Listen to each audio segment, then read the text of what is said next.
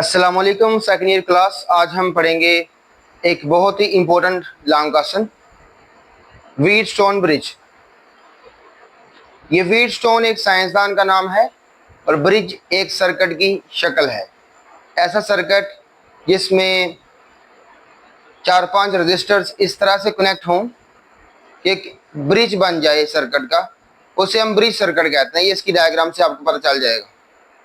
और व्हीटस्टोन से मुराद, ये चार्ल्स व्हीटस्टोन एक साइंसदान था जिसने ऐसा सर्किट डिज़ाइन किया जिसकी मदद से हम अननोन रेजिस्टेंस फाइंड कर सकते हैं किसी भी चीज़ की, स्पेशली किसी वायर की। आप सोच रहे होंगे कि सर रेजिस्टेंस फाइंड करने के लिए तो हमारे पास इंस्ट्रूमेंट मौजूद होगा, जैसे ओहम मीटर रेजिस्टेंस फाइंड कर सकता है, तो फिर ये स्पेशल व्हीटस्टोन ब्रिज क्यों बनाया गया है? बेटा, ओहम मीटर में थोड़ा सा करंट फ्लो करने की वजह से वो रेजिस्टेंस की जो वैल्यू मालूम करता था वो इतनी ज़्यादा एक्यूरेट नहीं होती थी, जिसकी वजह से हमें एक ऐसा इंस्ट्रूमेंट बनाना पड़ा जिसमें कोई भी करंट ड्रा नहीं होता या ज़ाया नहीं होता और ये रेजिस्टेंस की एक्यूरेट वैल्यू मालूम कर सकता है। तो यहाँ से हमें ये पता चला कि व्हीटस्टोन ब्रिज एक ऐसा इलेक्ट्रिकल सर्किट है, ये सिर्फ एक सर्किट है जो हम प्रैक्टिकल एफएससी के प्रैक्टिकल में इस्तेमाल भी करते हैं। आपको इंशाल्लाह एफएससी के प्रैक्टिकल्स में ये मीटर ब्रिज के नाम से जो इसकी प्रैक्टिकल एप्लीकेशन है उसे सही तरह से समझाया जाएगा। लैब के अंदर हमारे पास सामान मौजूद है। ये एक ऐसा इलेक्ट्रिकल सर्किट है जिसकी मदद से हम अननोन रेजिस्टेंस मालूम कर सकते हैं। अननोन रेजिस्टेंस मतलब किसी वायर की रेजिस्टेंस। अगर आपके पास एक वायर का टुकड़ा मौजूद है और आप ये जानना चाहते हैं कि इस वायर की रेजिस्टेंस कितनी है और आप ओहम मीटर से अगर फाइंड करते हैं तो वो एक्यूरेट वैल्यू नहीं होगी, उसमें थोड़ी सी अनसर्टेनिटी होगी। अगर आप ज़्यादा एक्यूरेसी चाहते हैं, अनसर्टेनिटी तो हर मेजरमेंट में होती है, लेकिन अगर आप एक्यूरेसी बढ़ाना चाहते हैं, अनसर्टेनिटी कम करना चाहते हैं, तो व्हीटस्टोन ब्रिज एक अच्छा ऑप्शन है। डेफिनेशन क्लियर है, इसके बाद हम इसकी एक्सप्लेनेशन की तरफ बढ़ते हैं। सबसे पहले इसे प्रपोज करने वाला, इसे सजेस्ट करने वाला साइंसदान था चार्ल्स व्हीटस्टोन, जिसके नाम पर इस सर्किट का नाम पड़ा व्हीटस्टोन ब्रिज। ये सर्किट एक ब्रिज सर्किट है। इसकी शक्ल मैं आपको दिखाता हूं।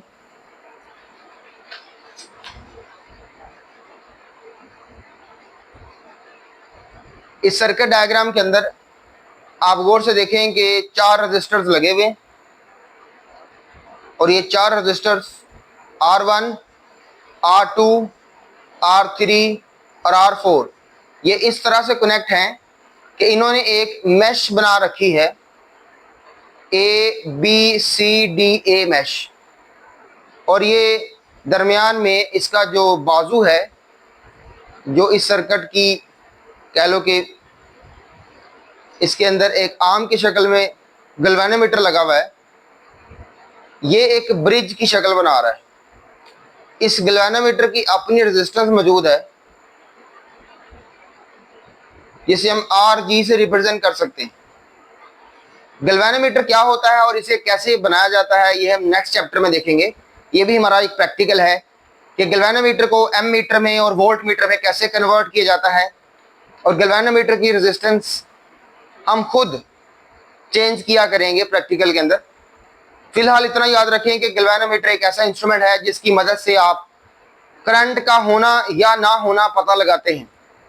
ये करंट की मेजरमेंट तो नहीं, लेकिन डिटेक्शन कर सकता है।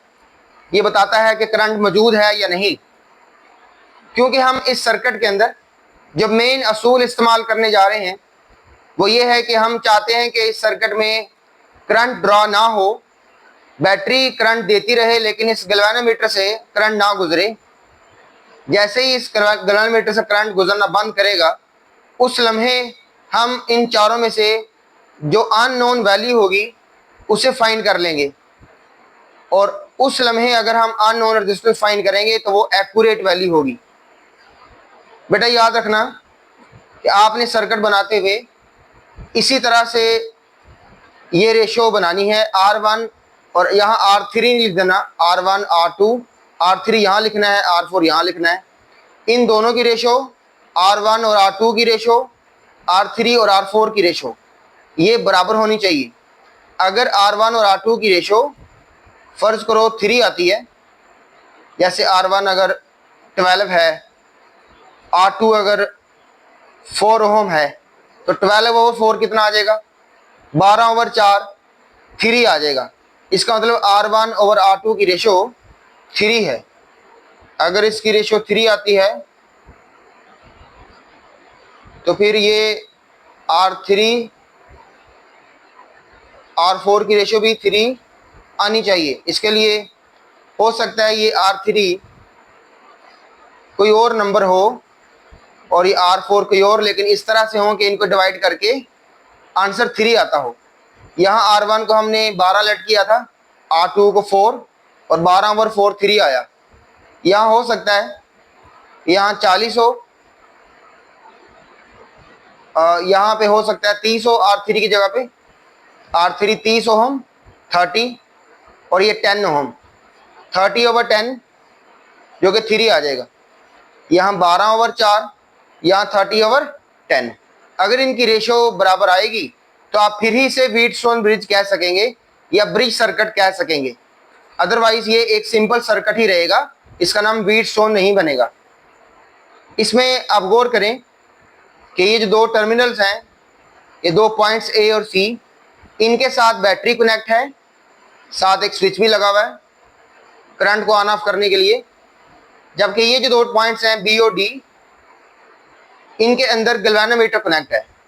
तो आपने ये मिक्स नहीं करना, दो पॉइंट्स के साथ बैटरी जोड़नी है और दो पॉइंट्स के साथ गैल्वेनोमीटर जोड़ना है।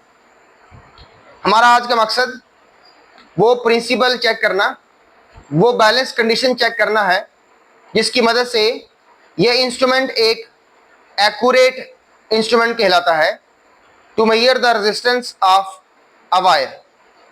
आखिर इसमें ऐसा क्या है कि ये किसी भी वायर की एक्यूरेट वैल्यू ऑफ रेजिस्टेंस मालूम कर सकता है।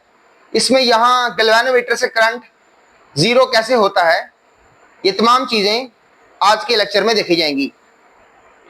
और मैथमेटिकली हम वो फार्मूला भी चेक करेंगे, वो फार्मूला भी बनाएंगे जिसकी मदद से हम इन चारों रजिस्टर में से कोई एक अननोन रेजिस्टेंस की वैल्यू फाइंड कर सकते हैं। मैं आपको पहले ही बता दूं कि इन चारों रजिस्टर में से 3 रजिस्टर्स की वैल्यू हमें पता होती हैं। इनमें से कोई से 2 रजिस्टर फिक्स होते हैं जिनकी वैल्यू हमें पता होती है, और किसी एक रजिस्टर को हम वेरिएबल रजिस्टर के तौर पर लेते हैं। इसकी रेजिस्टेंस की वैल्यू हम एक जोकी की मदद से, एक तार के ऊपर ऐसे एक स्लाइडिंग काउंटर की मदद से चेंज कर सकते हैं। ये चेंजेबल है। फर्ज करें ये R1 और R3 फिक्स्ड है और ये R2 अगर अननोन हुआ तो फिर R2 की वैल्यू मालूम की जा सकेगी अगर हमें इन तीनों की वैल्यू पता होगी। लेकिन ये सिर्फ तब ही पॉसिबल है जब ये दोनों की रेशो R1/R2 और इन दोनों की रेशो R3/R4 बराबर आएंगी।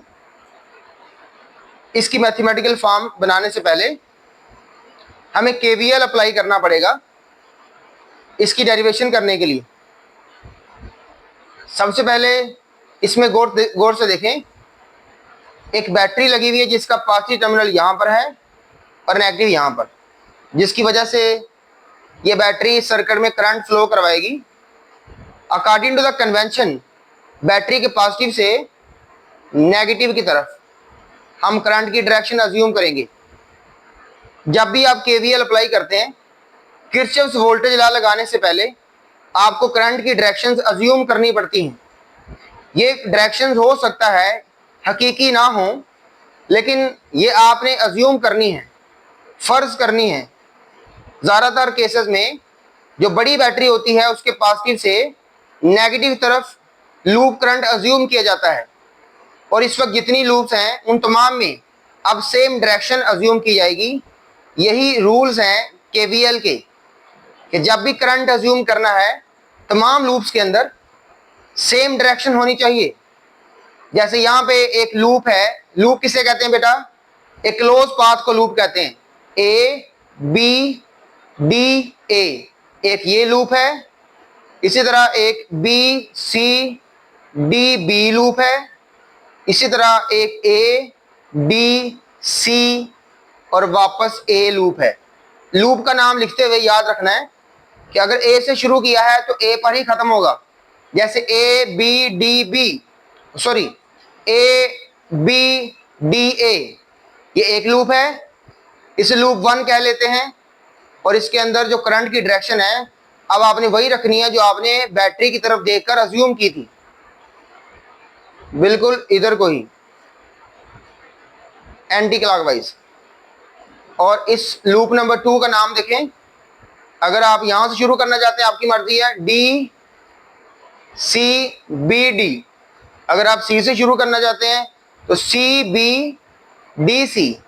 अगर आप बी से शुरू करना चाहते हैं तो बी सी डी बी, या फिर बी डी सी बी। ये वो नाम है जो हम इस्तेमाल कर सकते हैं इन लूप्स के लिए। अब करंट की डायरेक्शन इस लूप में भी अज्यूम की जाएगी और वही अज्यूम की जाएगी जो आपने पहले अज्यूम कर रखी है। ये केवीएल का असूल है कि तमाम लूप्स के अंदर करंट की डायरेक्शंस सेम अज्यूम की जाती हैं। हम इनके नाम रखते हैं। सबसे पहले लूप नंबर 1, इसमें करंट का नाम I1। लूप नंबर 2 के अंदर करंट का नाम I2, जबकि लूप नंबर 3 के अंदर करंट का नाम I3 रखा जाएगा। ये नाम रखना ज़रूरी है ताकि इक्वेशन में इस्तेमाल हो सकें। अब आगे इक्वेशन बनाते हैं। इक्वेशन बनाने के लिए हमें केवीएल अप्लाई करना है। केवीएल के बारे में आप जानते हैं कि ये किरचॉफ्स वोल्टेज लॉ है, जिसके अकॉर्डिंग एक क्लोज पाथ या एक लूप के अंदर मौजूद तमाम पोटेंशियल चेंजेस का सम 0 होता है। यहाँ पे क्योंकि 3 लूप्स हैं तो 3 इक्वेशंस बनाई जा सकती हैं, लेकिन हमने जो फार्मूला ड्राइव करना है, जिसकी मदद से हम अननोन रेजिस्टेंस फाइंड करना चाहते हैं, उस फार्मूले की डेरिवेशन के लिए हमें सिर्फ 2 लूप्स के अंदर इक्वेशन लगाने की ज़रूरत है। हमारी 2 इक्वेशन से ही हमारा काम चल जाएगा, इसलिए तीसरी लूप के अंदर हमें इक्वेशन बनाने की ज़रूरत नहीं है। तो कौन कौन सी लूप हम इस्तेमाल करेंगे इक्वेशन बनाने के लिए? स्टेप नंबर 1 में हम इस A B D A loop के अंदर करंट की डायरेक्शन को चेक करते हुए, अपने केवीएल को अप्लाई करते हुए एक इक्वेशन तैयार करेंगे। फिर सेकंड स्टेप के अंदर हम बी सी डी बी या फिर बी डी सी बी इस लूप के अंदर अपनी करंट की डायरेक्शन को देखते हुए, केवीएल को अप्लाई करते हुए, तमाम पोटेंशियल चेंजेस या पोटेंशियल ड्रॉप्स का सम लेकर, जो रूल आपको लास्ट लेक्चर में सिखाए गए कि पोटेंशियल ड्रॉप कहाँ पॉजिटिव होता है और कहाँ नेगेटिव होता है, उन रूल को इस्तेमाल करते हुए हम ये 2 इक्वेशन तैयार करेंगे। फिर आखिरी स्टेप के अंदर उन दोनों इक्वेशंस को इस व्हीटस्टोन ब्रिज के प्रिंसिपल के बाद, प्रिंसिपल इसका क्या है कि इस गैल्वेनोमीटर में से कोई करंट फ्लो ना करे, इस प्रिंसिपल को अप्लाई करने के बाद हम इन दोनों इक्वेशंस को रिड्यूस करने के बाद, उसे सिंपलीफाई करने के बाद डिवाइड कर देंगे। डिवाइड करने के बाद हमारे हाथ एक ऐसा फार्मूला लगेगा जिसकी मदद से हम इन चारों में से किसी एक अननोन रेजिस्टेंस की वैल्यू फाइंड कर सकेंगे। तो लेट्स स्टार्ट इट। सबसे पहले हम ए बी डी ए इस लूप के अंदर इक्वेशन बनाएंगे। ये ए बी डी ए किधर है, ये गौर से देखें, ए बी डी ए। हम ए से निकलेंगे और पहले बी की तरफ जाएंगे। ए से बी की तरफ जाते हुए आप गौर से देखें, अगर आप ए से बी की तरफ जा रहे हैं तो ये रजिस्टर R1 में से गुजर रहे हैं। किसी भी रजिस्टर में से गुजरते हुए ये बात याद रखनी है कि उसका पोटेंशियल ड्रॉप माइनस लिखा जाता है। करंट का नाम I1 है और आपने याद रखना है कि अगर आप गुजर रहे हैं यहां से रजिस्टर के अंदर से, तो ये -I1 R1 लिखा जाएगा। सबसे पहले माइनस लगाएं ये सोचकर कि आप रजिस्टर में से गुजर रहे हैं। फिर उसके बाद करंट का नाम लिखें। करंट का नाम लूप नंबर 1 की वजह से I1 होगा। फिर उस रजिस्टर का नाम लिखे जहां से आप गुजर रहे हैं, R1। उसके बाद आप B पॉइंट पर पहुंच गए हैं। अब देखिए लूप का नाम क्या है, ABDA। AB तक हो गया, अब B से आगे D जाना है। B से D जाते हुए ध्यान से देखें, जब आप इस रजिस्टर RG में से यानी गैल्वेनोमीटर में से गुजरते हैं तो ये गैल्वेनोमीटर के अंदर से दो करंट गुजर रहे हैं। एक आपकी लूप का करंट है और एक दूसरी लूप का करंट है। तो आप कौन सा करंट लिखेंगे? तो रूल के मुताबिक आप अपनी लूप के करंट को पॉजिटिव जबकि दूसरी लूप के करंट को नेगेटिव लिखेंगे और नेट करंट लिखा जाएगा। ये देखें, लेकिन माइनस जरूर लगेगा क्योंकि आप रजिस्टर में से गुजर रहे हैं तो माइनस हमेशा लगेगा। ये पोटेंशियल ड्रॉप था अक्रॉस रजिस्टर R1। अब हम पोटेंशियल ड्रॉप या पोटेंशियल चेंज लिखेंगे अक्रॉस रेजिस्टेंस RG। उसके लिए पहले माइनस लगाया, फिर ब्रैकेट लगानी है। यहां ब्रैकेट क्यों लगानी है? क्योंकि ये RG एक कॉमन रजिस्टर है। कॉमन रजिस्टर में से गुजरते हुए ब्रैकेट लगाई जाती है। फिर आप अपनी लूप जो इस्तेमाल कर रहे हैं, फिलहाल हमारी लूप कौन सी है, ABDA। हम इस लूप का करंट पहले लिखेंगे, I1 पहले लिखेंगे, फिर उसके बाद माइनस लगाएंगे। फिर दूसरी लूप जो इसके अंदर से करंट गुजार रही है जो कि I2 करंट है, इसका नाम लिखेंगे। इस साथ उस रेजिस्टेंस की वैल्यू जिसके अंदर से हम गुजर रहे हैं, RG। ये हो गया पोटेंशियल ड्रॉप या potential change across resistor RG। अब आप D पॉइंट तक पहुंच चुके हैं। अब D से आगे कहां जाना है, C की तरफ? बिल्कुल नहीं, आप अभी ABDA लूप सॉल्व कर रहे हैं। आपकी लूप नंबर 1 D से आगे A की तरफ जाती है। अब जब D से A की तरफ जाएंगे तो अब इस R3 में से गुजरेंगे। R3 को गौर से देखें, इस R3 के अंदर ये I3 करंट भी गुजर रहा है। एक तो I3 करंट है और ऊपर से हमारा लूप का I1 करंट है। ये दोनों करंट्स गुजर रहे हैं। ऐसा रजिस्टर जिसमें दो करंट्स गुजरे उसको कॉमन रजिस्टर कहा जाता है। जैसे ये RG भी एक कॉमन रजिस्टर था, इसी तरह ये R3 भी एक कॉमन रजिस्टर है। और कॉमन रजिस्टर का तरीका मैं यहाँ पे आपको सिखा चुका हूं। यहाँ सबसे पहले वो करंट लिखेंगे जो आपने अपनी लूप का एज्यूम किया हुआ है।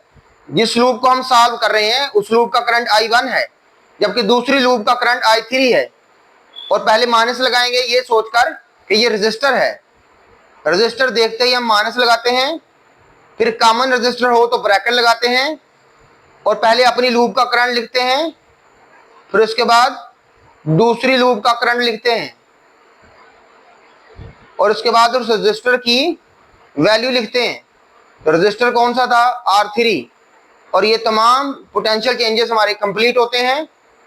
ये चेक करें, R1, RG और R3 के बाद हम वापस पॉइंट A तक पहुंच चुके हैं। हमने अपनी लूप के अंदर तमाम पोटेंशियल चेंजेस का सम कर लिया है। इसके बाद हम क्या लिखेंगे, इसके बाद 0 लिखेंगे क्योंकि KVL के मुताबिक sum of all potential changes is equal to 0। तो ये सिग्मा का मतलब है तमाम को जमा करना, जो कि हम कर दिया है। और डेल्टा V का मतलब है पोटेंशियल चेंजेस या पोटेंशियल ड्रॉप्स, जो कि मैंने कर दिए हैं। अब ये इक्वेशन 1 तैयार हो चुकी है। इसका नाम हम इक्वेशन 1 रख देते हैं। बिल्कुल सेम इसी तरह अब आप इक्वेशन बनाएंगे लूप BCDB के लिए। ये BCDB किधर है, BCD और दोबारा B। इस लूप के अंदर अब आप अपनी इक्वेशन बनाएंगे बिल्कुल सेम तरीकाकार। जल्दी जल्दी देखें। सबसे पहले हम B से शुरू करेंगे। B से हम जा रहे हैं R2 की तरफ। आपकी मर्जी है, आप B D C B भी कर सकते हैं। आप B से D की तरफ भी जा सकते हैं, फिर C की तरफ और फिर B की तरफ। आंसर हमारा लास्ट पे सेम ही आएगा। आप ट्राई करके चेक कर लें। सबसे पहले हम माइनस लगाएंगे ये सोच कर के हम रजिस्टर में से गुजर रहे हैं क्योंकि ये R2 एक कॉमन रजिस्टर नहीं है, इसके अंदर सिर्फ एक ही लूप का करंट गुजर रहा है, इसलिए हम इसमें सिर्फ एक ही करंट लिखेंगे जो कि है I2 और इसके रजिस्टर की वैल्यू R2 साथ लिखेंगे। अब आप C पॉइंट तक पहुंच चुके हैं। C के बाद आप वापस ये D की तरफ जा रहे हैं और यहाँ R4 एक कॉमन रजिस्टर है। इस R4 के अंदर ना सिर्फ आपका करंट I2 गुजर रहा है बल्कि ये लूप नंबर 3 का करंट भी गुजर रहा है, जिसकी वजह से आपको ब्रैकेट लगानी पड़ेगी। सबसे पहले यहाँ पे माइनस लगाएंगे, फिर ब्रैकेट लगाएंगे। अब आप अपना करंट पहले लिखेंगे जिसको आप सॉल्व कर रहे हैं। आप I3 को सॉल्व कर रहे हैं या I2 को? यकीनन I2 को सॉल्व कर रहे हैं, तो पहले I2 लिखेंगे, फिर माइनस लगाएंगे, फिर I3 लिखेंगे, फिर रजिस्टर का नाम जिसमें से गुजर रहे हैं जो कि आपको पता है R4 है। उसके बाद आप D से कहां जा रहे हैं? B की तरफ। इस गैल्वेनोमीटर से गुजरते हुए इसकी रेजिस्टेंस के अंदर भी पोटेंशियल ड्रॉप होगा। इस पोटेंशियल चेंज को लिखेंगे करंट I2 माइनस I1, क्योंकि ये एक कॉमन रजिस्टर है, इसमें दो लूप्स आ रही हैं। तो पहले हम अपना करंट लिखेंगे I2, फिर माइनस लगाएंगे, फिर दूसरी लूप का करंट लिखेंगे I1, क्योंकि दोनों अपोजिट करंट्स हैं। ये गौर से देखें, ये करंट ऊपर से नीचे आ रहा है हमारी लूप वाला, जबकि इस लूप वाला ये नीचे से ऊपर जा रहा है। इस वजह से हम माइनस लगाते हैं। सबसे पहले तो हम माइनस लगाते हैं रजिस्टर की वजह से, फिर ब्रैकेट लगाते हैं कॉमन रजिस्टर की वजह से, और फिर अपनी लूप का करंट लिखेंगे जो कि I2 है, फिर दूसरी लूप का करंट लिखेंगे जो कि I1 है। एक और से देखें, हमारी लूप का करंट I2 ऊपर से नीचे, जबकि दूसरी लूप का करंट नीचे से ऊपर। अब हम कहां पहुंच चुके हैं? B पॉइंट तक। हमने स्टार्ट कहां से लिया था? B से। हमने B से स्टार्ट लिया और फिर हम वापस B तक पहुंच गए। हमारी लूप कंप्लीट हो गई है, लेकिन इसके साथ रजिस्टर का नाम लिखें जो कि था RG और इज इक्वल टू 0। हमने KVL अप्लाई किया और दो इक्वेशंस रेडी हो गई। अब इन दोनों इक्वेशंस को हम आगे लेकर चलेंगे।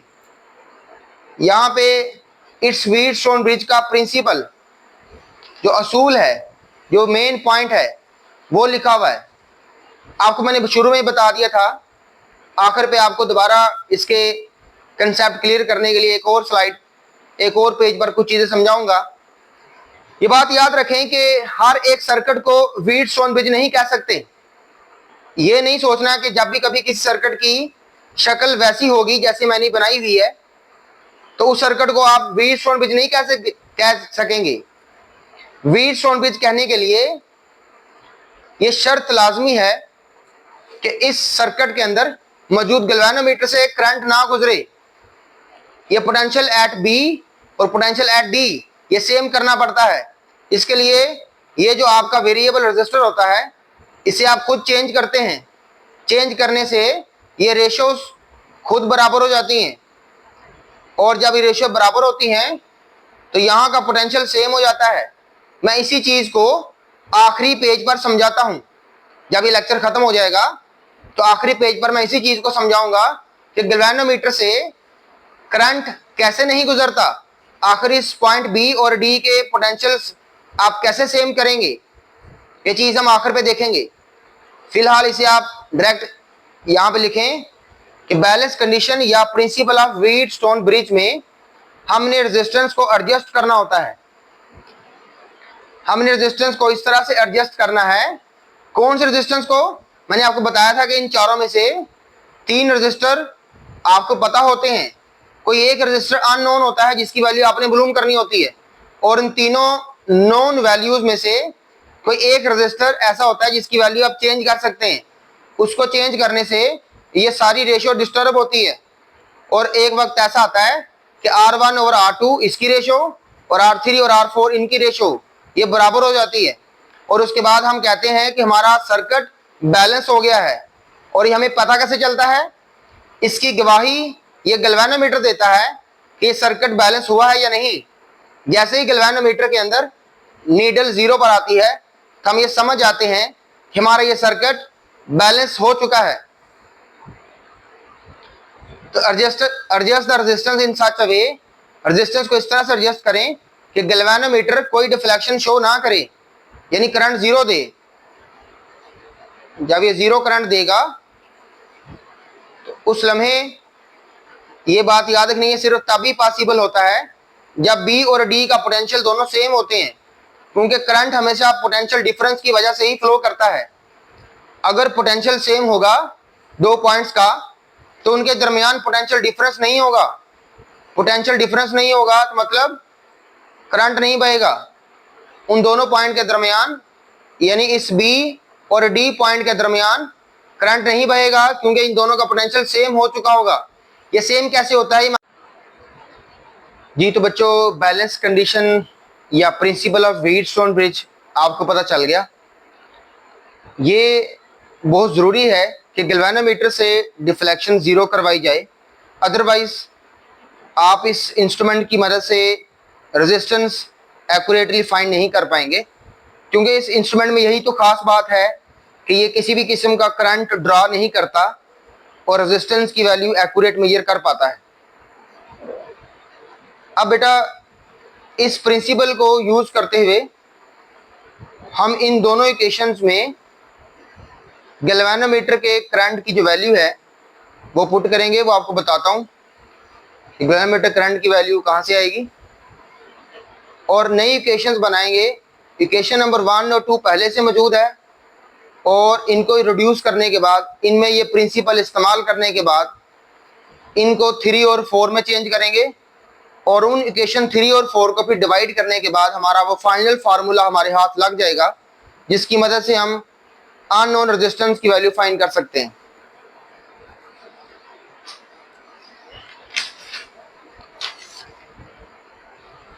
तो बच्चों, गैल्वेनोमीटर का करंट आपने जीरो करना है, यही इस इंस्ट्रूमेंट का प्रिंसिपल है। और आपको मैंने लूप नंबर 1 में ये बताया था।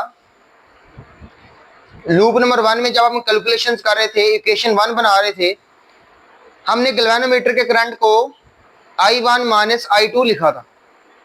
I1 माइनस I2, यहाँ इक्वेशन 1 में ये देख I1 माइनस I2। जबकि जब हम इक्वेशन 2 बना रहे थे तो तब हम इस लूप नंबर 2 में अपने करंट I2 को पहले और दूसरे करंट को बाद में लिखते थे। तो गैल्वेनोमीटर का करंट बना I2 माइनस I1, जो इक्वेशन 2 में हमने लिखा भी है I2 माइनस I1। ये गैल्वेनोमीटर का करंट है, क्योंकि करंट मल्टीपल रेजिस्टेंस, इसी को तो पोटेंशियल ड्रॉप कहते हैं। ये गैल्वेनोमीटर का करंट है, ये गैल्वेनोमीटर की रेजिस्टेंस है, और ये दोनों को मल्टीप्लाई करें तो ये क्या बनता है? ये गैल्वेनोमीटर के क्रॉस पोटेंशियल चेंज या पोटेंशियल ड्रॉप बनता है, जिसके साथ माइनस साइन ये शो कर रहा है कि ये पोटेंशियल ड्रॉप होता है। अब इन दोनों इक्वेशंस को हम रिड्यूस करेंगे। यहाँ पे हम वैल्यू कौन सी पुट करेंगे चेक करें। I1 माइनस I2, इसको भी गैल्वेनोमीटर करंट कहा, और लूप 2 के अंदर I2 माइनस I1 को मैंने गैल्वेनोमीटर का करंट कहा। इन दोनों को ही जीरो के बराबर रख के देखते हैं, हमारे पास ये रिजल्ट निकलता है कि I1 और I2 बराबर हो, तो फिर ही ये पॉसिबल है कि गैल्वेनोमीटर का करंट जीरो हो सकता है। इसका ये मतलब है कि आप अपनी इक्वेशंस में जहां I1 लिखा हुआ है या जहां I2 लिखा हुआ है वहां I पुट कर सकते हैं, या तो आप हर एक की जगह I1 पुट कर ले, या इन दोनों की जगह I2 पुट कर ले, या आप इन दोनों की जगह I पुट कर लें, ये आपकी मर्जी है। तो यहाँ पर हम अपनी इक्वेशंस में I1 और I2 की जगह पर सिर्फ I पुट करेंगे। जैसे इक्वेशन 1 में देखें, यहाँ I1 लिखा हुआ है, इसकी जगह पे सिर्फ I लिखा जाएगा। यहाँ I माइनस I हो जाएगा, ये I1 और I2 दोनों को I लिखा जाएगा। I माइनस I ये जीरो हो जाएगा। यहाँ पर I1 की जगह I लिखा जाएगा, I3 वैसे रहेगा, यहाँ बनेगा I माइनस I3। ये चेक करें, जो इक्वेशन मैंने लिखी है ये वही है, माइनस I R1 इसकी जगह पे, फिर ये जीरो, फिर minus bracket I minus I3 into R3, I minus I3 into R3। अब दूसरी इक्वेशन भी इसी तरह बनाई है। पहले आपने इसको थोड़ा सिंपलीफाई कर लिया, ये नेगेटिव वाली टर्म उठाई इधर ले गए और इसे इक्वेशन 3 का नाम दे लिया। सिमिलरली इसी तरह से इक्वेशन 2 को भी हमने रिड्यूस कर लिया। ये चेक करें इक्वेशन 2 में क्या किया है, जहां I2 लिखा हुआ है वहां पर भी I लिखा जाएगा, सिर्फ I, और ये बनेगा -I R2 -I R2। उसके बाद यहां पे I लिखा जाएगा, I2 की जगह पे I -I3, I -I3, I -I3, साथ R4, R4। उसके बाद यहाँ I2 की जगह पर भी I, I1 की जगह पर भी I, तो I -I ये 0 हो जाएगा, ये सारा फैक्टर 0, जिस तरह ये ऊपर सारा फैक्टर 0 हुआ था। तो यहाँ पे इक्वेशन बनेगी -IR2 -I -I3 R4 = 0। ये देखें यही लिखा हुआ है, -IR2 -I -I3 R4 = 0। इस नेगेटिव वाली टर्म को उठा इधर ले गया, ये प्लस होगी। अब इन दोनों को डिवाइड करते हैं। डिवाइड करने के लिए आप दोनों इक्वेशंस को, ये जो इक्वेशन 3 और 4 न्यू बनाई है हमने, इनकी लेफ्ट साइड को लेफ्ट साइड से डिवाइड करें, राइट साइड को राइट साइड से डिवाइड करें। सबसे पहले हम लेफ्ट साइड को करते हैं। लेफ्ट साइड में क्या लिखा हुआ है, ये देखें इक्वेशन 3 की लेफ्ट साइड क्या है, -IR1,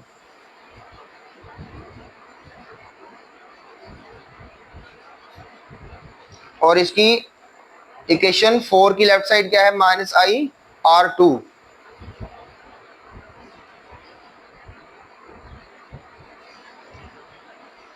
अब इक्वेशन 3 की राइट साइड देखें, ब्रैकेट लगी हुई है, I -I3 × R3।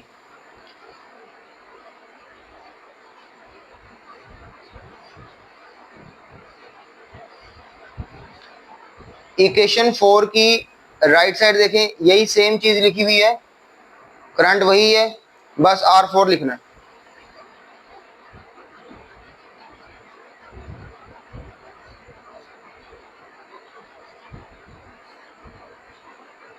गौर से देखें कि ये माइनस माइनस से कैंसिल, करंट करंट से कैंसिल, ये सब कुछ कैंसिल हो जाता है।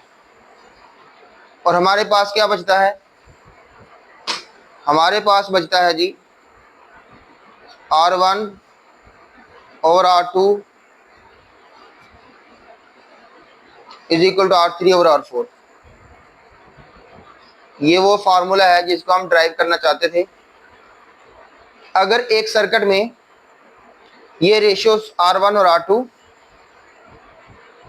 और ये R3 और R4 दोनों बराबर आ जाती हैं, जैसे यहाँ मिसाल दी गई है, पहली रेशियो 3, दूसरी भी 3 आती है, ये 12/4 3 और ये 30/10 3, तो फिर ही ये सर्किट व्हीटस्टोन ब्रिज कहलाएगा और फिर ही इसमें गैल्वेनोमीटर के अंदर से करंट 0 होगा, अदरवाइज ये व्हीटस्टोन ब्रिज नहीं कहलाएगा।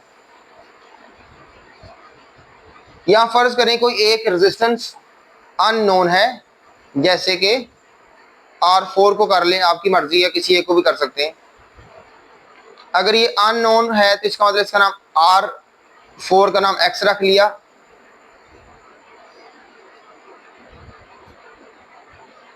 अब इस X को निकालें,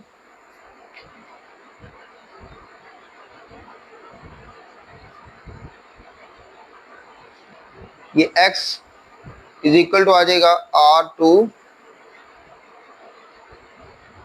× R3 over R1। हम इस फार्मूले की मदद से इस अननोन रेजिस्टेंस X की वैल्यू फाइंड कर सकते हैं। अब ये चेक करते हैं ये कैसे सब कुछ होता है। आपको मैंने डेरिवेशन तो करवा दी है, पेपर में लिखने के काबिल तो बना दी है, लेकिन अभी भी कुछ चीज़ें हैं जो आपको समझ लेनी चाहिए कि आखिर सब कुछ कैसे होता है। ये कंसेप्ट के नाम से मेरे पास एक स्लाइड और है, जिसमें आप चेक करें कि मेरे पास एक बैटरी लगी हुई है 9 वोल्ट की और ये 4 रजिस्टर्स हैं।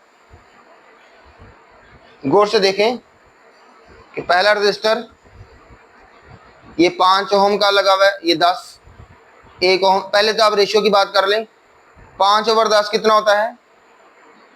5/10 1/2। 1/2 नीचे भी आ रहा है, ऊपर भी आ रहा है, इसका मतलब रेशियो तो सेम है। लेकिन रेशियो सेम कैसे की गई है? इसके लिए हमने यहाँ पे एक वेरिएबल रजिस्टर की मदद से इसको चेंज किया था और रेशियो एडजस्ट हुई। अब ये करंट जीरो कैसे होता है, मैं बस इसको समझाने के लिए ये डायग्राम बनाई हुई, चेक करें। 9 वोल्ट की बैटरी का ये मतलब है कि यहाँ पर भी 9 वोल्ट, यहाँ पर भी 9 वोल्ट, यहाँ पर भी 9 वोल्ट, और यहाँ पर भी 0 वोल्ट, यहाँ पर भी 0 वोल्ट, यहाँ पर 0 वोल्ट। क्योंकि ये नेगेटिव 0 पर हो, पॉजिटिव 9 पर हो, तो फिर ही ये 9 वोल्ट की बैटरी बनती है। यहाँ क्योंकि अभी कोई कंपोनेंट नहीं आया, अभी सिर्फ वायर लगी हुई है, इसलिए यहाँ तीनों पर 9 वोल्ट, ये वाला कॉमन पॉइंट है।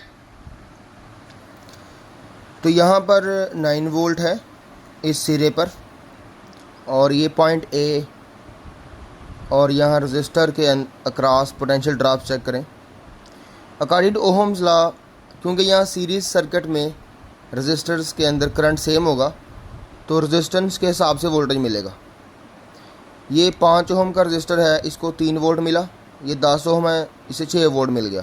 क्योंकि डबल वैल्यू थी रेजिस्टेंस की, तो 9 वोल्ट की बैटरी उस हिसाब से फिर अपना वोल्टेज देगी। छोटे रजिस्टर्स को थोड़ा वोल्टेज और उससे डबल रजिस्टर को अपना डबल वोल्टेज। तो 9 वोल्ट इस तरह से डिवाइड हुआ कि 5 ओम वाले रजिस्टर को 3 वोल्ट मिला, ये 3 वोल्ट, और 10 ओम वाले को ये 6 वोल्ट। बिल्कुल इसी तरह से नीचे भी एक रजिस्टर 1 ओम का था, दूसरा 2 ओम का, यानी डबल, जिसकी वजह से बैटरी ने पहले रजिस्टर को 3 वोल्ट, दूसरे को अपना 6 वोल्ट दिया। इसी को कहते हैं कि सीरीज सर्किट के अंदर पोटेंशियल का डिवाइड होना और करंट का सेम रहना, जो हम सीरीज़ कम्बिनेशन में पढ़ भी चुके हैं। अब ये पॉइंट ए और पॉइंट पी की तरफ गौर से देखें। इन दोनों पॉइंट्स के दरमियान गैल्वेनोमीटर लगा होगा। गैल्वेनोमीटर की रेजिस्टेंस को यहाँ 6 ओम से रिप्रेजेंट किया हुआ है। अब चेक करें कि अगर 3 वोल्ट के बाद आगे 6 वोल्ट मिला है 10 ओम को, नीचे भी 3 वोल्ट के बाद आगे 6 वोल्ट मिला है, तो जिस जगह पर पॉइंट ए और जिस जगह पर पॉइंट बी है, एक और से देखें, इन दोनों पर पोटेंशियल्स की वैल्यू सेम होंगी, बिल्कुल सेम। यानी ये दोनों सेम पोटेंशियल पर होंगे। ड्यू टू सेम पोटेंशियल इनका करंट क्या होगा? ज़ीरो होगा, क्योंकि पोटेंशियल डिफरेंस ही नहीं है इनके दरमियान। करंट तो पोटेंशियल डिफरेंस की वजह से बहता ना। अब ए और बी का पोटेंशियल सेम होने की वजह से यहाँ करंट ज़ीरो। यही ख़ास बात है इस सर्किट के अंदर। इस सर्किट को मैं बैलेंस सर्किट कह सकता हूँ। यही आपको समझाना था कि पोटेंशियल सेम कैसे होता है। अब आप एक और क्यूज़ चेक करें, उससे आपकी प्रैक्टिस होगी।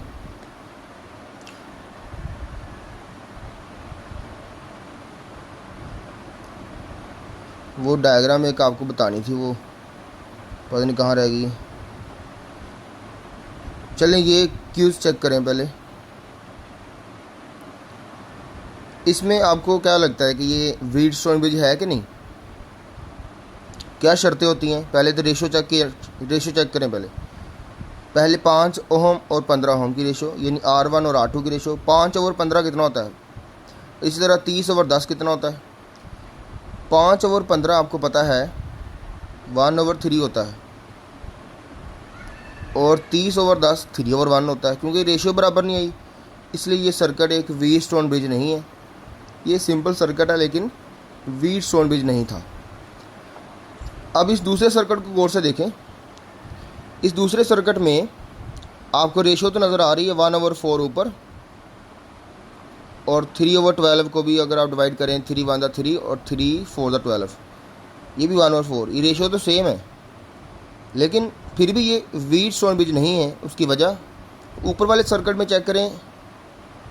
असल सर्किट डायग्राम के मुताबिक डायग्राम बनाई गई थी, यानी जिन दो पॉइंट्स के दरमियान गैल्वेनोमीटर लगा हुआ था, बैटरी उन दो पॉइंट्स के साथ नहीं बल्कि दूसरे पॉइंट्स के साथ लगी हुई थी।